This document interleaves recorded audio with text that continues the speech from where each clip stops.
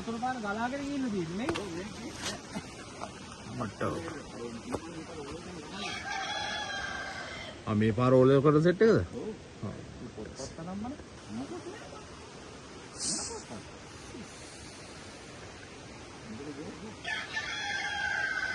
ඒකත් ගහගෙන ඉන්න වතුර පාර. මේ හායක මල්ලි කියන්නේ. ඉතාලද? අර තියෙන මල්ලි මිල්ල ගන්න බෑ. අර පාරේන අර පාරේ ඔය නාය එනවා පල්ලෙහාට. හරිද? ඔය පැත්තේ වල කට්ටිය ඔක්කොම ඉන්න අපේ ගෙදර උඩහින වසන්සල් එයාලා ඉන්න. අර ටික ඇවිල්ලා නේ. අවනායත් ඉන්න.